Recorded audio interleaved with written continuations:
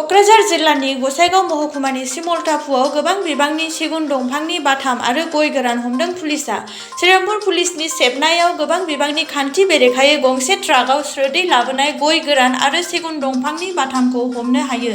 सिमलटापु पुलिसनि बिबानगिरि सन्जय रायनि दैदेननायाव सिमलटापु पुलिसनि हान्जाया राजा लामायाव स्रोद मोननाय सुलुंखौ बिथा खालामनानै सेबनाय समाव HR 73A6769 नम्बरनि गंसे ट्राकजों लोगोसे गय गोरान आरो गोबां बिबांनि सेगुन दंफांनि बाथामखौ हमनो हायो।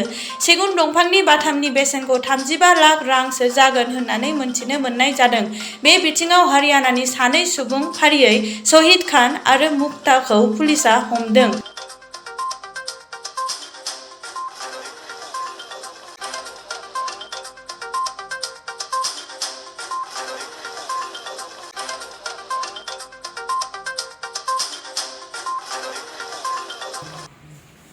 ड्राइवर कौन हो? तुम ड्राइवर हो? कितना भाड़ा था? भाड़ा का मालूम नहीं कितना। आपको मालूम था इसमें लकड़ी है? नहीं, दाम बताया था 5,000 रुपये दिए थे वहाँ से एडवांस। मैंने ये लकड़ी आप ऐसे चोरी छुपा के क्यों ले जा रहा था? उसका मालूम नहीं था।